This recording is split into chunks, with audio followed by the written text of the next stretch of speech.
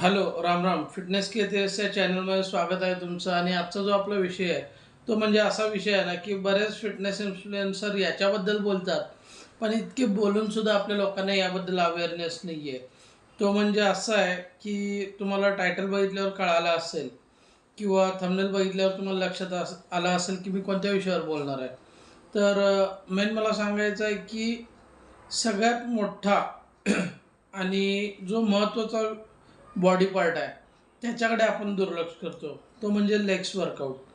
तर मी बऱ्याच लोकांना आज बघितलं, कारण की आज मी वर्कआउट करताना शनिवारचा आजचा दिवस होता आणि आज वर्कआउट करत असताना बघितलं ना की जिम टोटली खाली होते. एक 5 ते 7 पोरं होते आणि पूर्ण जिम खालीच्या खाली होती, रिकामी होती.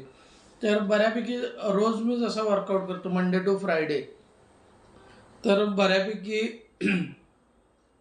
गर्दी असते. एक 50 ते 60 पोरं फ्लोअरवर वर्कआउट करत असतात. बाकी एक 20-30 पोरं असतात जे वरती कार्डिओ करत असतात किंवा क्रॉसफिटला वगैरे गेलेले असतात. पण आज टोटल एक 10 ते 12 पोरं असतील जे जिममध्ये वर्कआउट करत होते. तर मला पहिलं लक्षात आलं नाही, नंतर लक्षात आलं आज सॅटर्डे आहे आणि आज लेग डे आहे. बऱ्यापैकी मुलं कसं संडे दुसऱ्या दिवशी सुट्टी असते त्यामुळं लेग वर्कआउट सॅटर्डेला घेतात. तर मला आज हे सांगायचं आहे की लेग्स वर्कआउटमुळे फायदे किती आहेत. आपल्याला आपण रेग्युलर वर्कआउट करतोय पण बॉडी का बनत नाही म्हणून आपण ट्रेनरला ब्लेम करतोय किंवा मशीन चांगले नाहीत असं म्हणतोय किंवा मला डाएटच माहीत नाही असं म्हणतोय. पण बऱ्याच लोकांना हे नाही माहीत आहे की आपण चुका काय करतोय. तर मला असं तुम्हाला सांगायचं आहे की कोणता वर्कआउट आपल्याला लेग्स करत असताना काळजी घ्यायची आहे, कसा करायचा आहे, त्याचे फायदे काय आहेत. तर आपण आपल्या विषयाकडे जाऊया. तर लेग्स वर्कआउटचे फायदे काय आहेत. तर पहिला फायदा जो आहे तो फुल बॉडी पॉवर. याच्यामध्ये काय होतं ना की आपण ज्यावेळी वर्कआउट करत असतो त्यावेळी लेग हा बॉडीचा असा पार्ट आहे की आपण जर म्हणतो ना की बिल्डिंग घट्ट व्हायची असेल, चांगली स्ट्रॉंग बनायची असेल, तर त्याचा पाया मजबूत असला पाहिजे. तर तशाच प्रकारे आपली जी बॉडी आहे तर चांगली बनायची असेल तर त्याचा पाया म्हणजे काय, आपले लेग्स आहेत. तर आपले लेग्स वर्कआउट चांगले केलं, आपण लेग्सचे मसल चांगले डेव्हलप केलं, तर आपले सगळ्याच वर्कआउटमध्ये किंवा पूर्णपणे आपण जो काही वर्कआउट करणार आहे त्याच्यामध्ये आपल्याला सगळ्याचेच फायदे बघायला मिळणार आहेत. तर पहिला बेनिफिट आहे तो म्हणजे काय की फुल बॉडीमध्ये पॉवर येणे. आपण ज्यावेळेस स्क्वॉट्स करतो किंवा साध्या उठाबशा मारतो किंवा काही पायऱ्या चढायचे वर्कआउट असतील किंवा असे जे आपण दोरीवरच्या उड्या असतील, याच्यामध्ये काय होतं ना की आपल्या पूर्ण शरीराची हालचाल होते आणि पूर्ण शरीराची हालचाल होत असल्यामुळे आपल्याला बॉडीमध्ये ताकद ही सर्वांगीणपणे मिळते. का, तर आपण लेग्सचा वर्कआउट करतो. लेग्स हा आपल्या बॉडीचा 60 to 70% मोठा मसल आहे. त्याच्यानंतर दुसरा काय आहे ना की बऱ्याच मुलांना वजन कमी करायचं असतं, पण वजन कमी करत असताना लेग्स वर्कआउट करायचा नसतोय. का, तर दुसऱ्या दिवशी लेग्स दुखतात किंवा लेग्स वर्कआउट केल्यामुळे मला काय फायदा होणार आहे, माझं पोट तर कमी होणार नाही, अजून मोठं दिसेल. हे बऱ्याच जणांचे अजून मिथ आहेत की आपण लेग्स वर्कआउट केलं म्हणजे आपली हाईट खुंटते. आजकाल तुम्ही परदेशात असेल किंवा आपल्या भागातल्या शाळांमध्ये जिथे मुलं 7वी-8वीपासून वेटलिफ्टिंग चालू करतात. आज माझ्याच बरोबरीचा एक मुलगा आहे, ते जेनेटिक्स एवढे चांगले आहेत ना, तो 7वी ते 8वीपासून वेटलिफ्टिंग करायचा आणि माझ्या मते तेव्हापासून तो स्क्वॉट्स पण भरपूर मारायचा. पण त्याची हाईट आज तसं बघायला गेली तर 6 फूट 1 इंच ते 6 फूट 2 इंच आहे.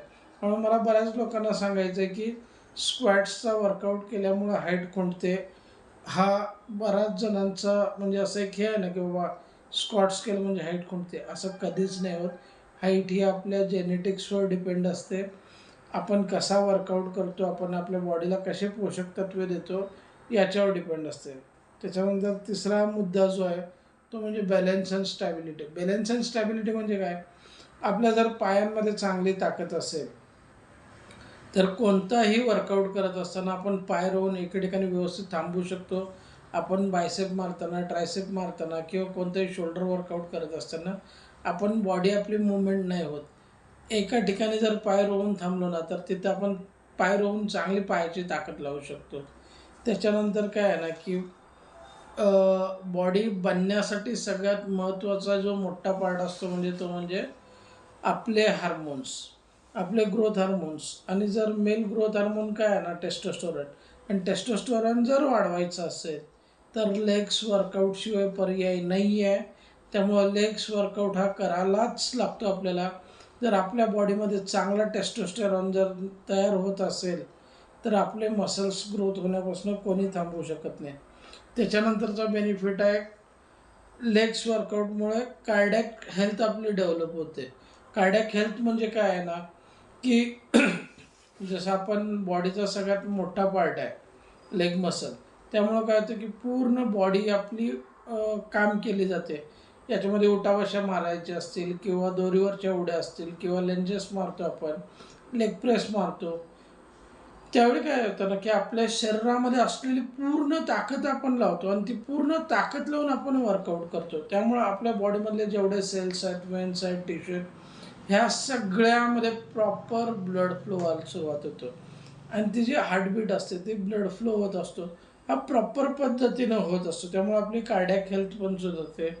त्याच्यानंतर आपण फक्त जिमच हा पार्ट नाही घेता, कोणत्याही प्रकारचे स्पोर्ट्स असेल, व्हॉलीबॉल असेल, फुटबॉल असेल किंवा ॲथलेटिक्समध्ये रनिंग असेल, जर आपल्या पायांमध्ये चांगली ताकद असेल, आपल्या पायांमध्ये जर व्यवस्थित बॅलन्स होत असेल, तर भले आपलं रनिंग चांगलं आहे ना, 100 मीटर स्प्रिंट तुम्ही व्यवस्थित मारत असाल तर काय करायचं आपल्याला, जर स्क्वॉट्स आपण मारत असेल तर आपल्या पायांमध्ये ताकद भरते आणि पायांमध्ये ताकद भरल्यामुळे आपण हा बाकीच्या सगळ्या स्पोर्ट्स ॲक्टिव्हिटी एकदम चांगल्या प्रकारे मस्त करू शकतो. त्याच्यानंतर काय आहे की बऱ्याच मुलांचे पाय मुरगळतात किंवा चालताना पायात पाय अडकतात किंवा आपण एखादा स्पोर्ट्स खेळतोय आणि त्या स्पोर्ट्स खेळत असताना आपल्याला पायात ताकद नसते. पायात ताकद नसल्यामुळे आपण जोर लावायचा प्रयत्न करतो, त्यावेळी इंजुरी होण्याचे चान्सेस असतात. ज्यावेळी तुमच्या पायांमध्ये चांगली ताकद असेल, तुम्ही चांगलं व्यवस्थित परफॉर्म करू शकत असाल, त्यावेळी कोणतीही इंजुरी नाही होत. त्यामुळे लेग्स वर्कआउट हा करावाच लागतो. त्याच्यानंतर आपला जो डेली वर्कआउट असतो, पायऱ्या चढणे, उतरणे किंवा आपलं जे डेलीचं वॉकिंग असेल, याच्यामध्ये काय होतं ना, आपण आपल्या पायांचा वापर जास्त करतो. पायांचा वापर जास्त केल्यामुळं आपण कॅलरीज जादा बर्न करतो आणि कॅलरीज जादा बर्न केल्यामुळं काय होतं ना की आपली ओव्हरऑल हेल्थ व्यवस्थित मेंटेन राहण्यासाठी मदत होते. त्याच्यानंतर शेवटचा जो मुद्दा आहे तो म्हणजे कॉन्फिडन्स.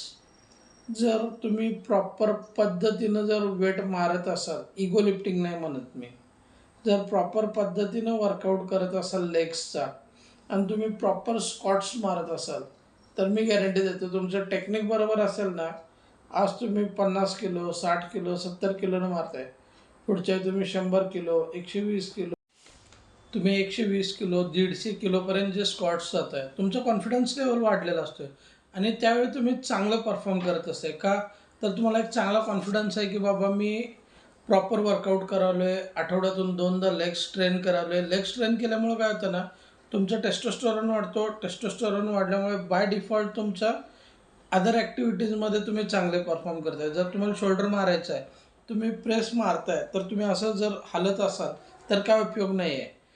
तुम्ही बायसेप मारताय, बायसेप मारताना पुढं मागं होत आहे, त्याचा काय उपयोग नाही.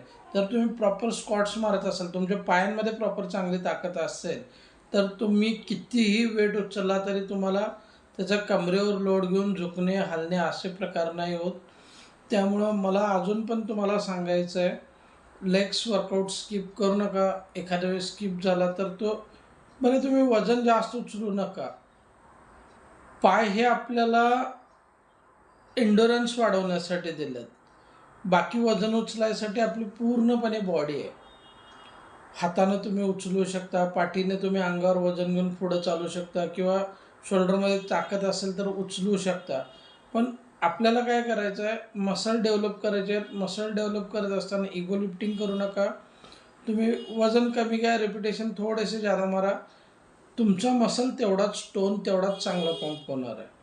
फक्त लेग्स वर्कआउट करत असताना इगो लिफ्टिंग करू नका.